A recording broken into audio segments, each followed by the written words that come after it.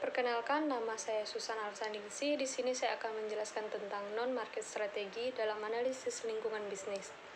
Dalam lingkungan non-pasar, undang-undang, peraturan, keputusan administratif, dan tekanan publik adalah hasil dari kompetisi yang melibatkan individu, aktivitas dan kelompok kepentingan, dan perusahaan. Di lingkungan pasar, strategi intermediate dilakukan oleh pasar, sedangkan di lingkungan non-pasar, strategi intermediate dilakukan oleh lembaga-lembaga publik dan swasta, termasuk legislatif, pengadilan, lembaga regulator, dan sentimen publik.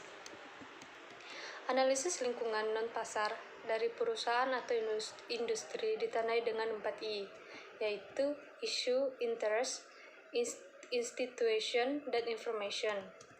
Isu adalah bahan dasar untuk analisis dan berfokus pada tindakan non-pasar. Contohnya, penggunaan industri bioteknologi pertanian. Isu non-pasarnya adalah kebijakan peraturan tentang tanaman buatan dan makanan hewani, serta reaksi publik untuk produk tersebut.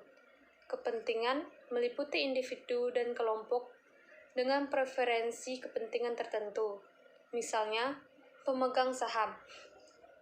Kepentingan utama adalah perusahaan bioteknologi pertanian, kelompok kepentingan dan aktivis peduli masalah bioteknologi dan publik.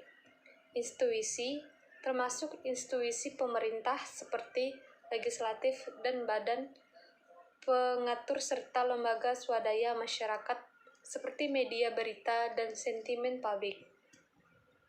Badan Pelindungan Lingkungan, Departemen Pertanian, Administrasi Makanan dan Obat, dan Kongres adalah lembaga publik utama dalam hal ini.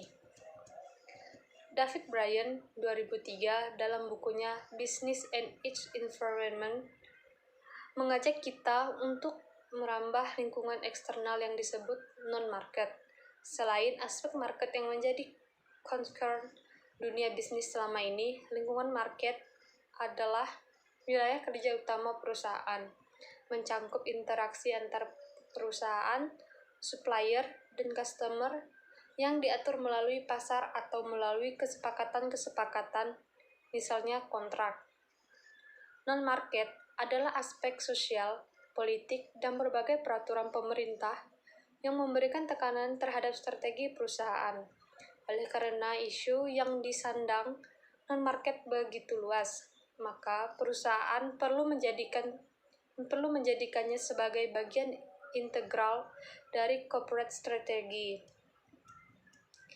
Berbagai isu seperti pelindungan lingkungan, kesehatan dan keselamatan kerja, kebijakan teknologi, politik, legislasi, regulasi dan anti-monopoli, HAM, tekanan aktivis NGO, hubungan pemangku kepentingan, QCR, dan etika memerlukan pengetahuan, pemahaman, dan keterampilan untuk mengelolanya. Mungkin saja selama ini banyak perusahaan sudah melakukan analisa dan pendekatan terhadap isu tersebut, tetapi sifatnya sektoral, fragmen, dan sporadis, sehingga hasilnya tidak efektif. Ada BUMN yang setiap tahun kelabakan menghadapi sekelompok masyarakat yang mengklaim tanah perusahaan sebagai hak ulayat, tanah milik space publik.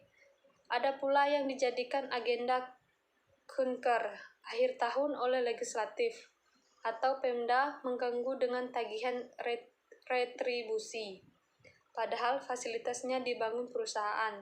Belum lagi sentimen berantai yang dipicu masalah etnik, agama, dan kelompok lainnya yang dapat merembet ke persoalan rasialisme. Sekian dari saya, terima kasih.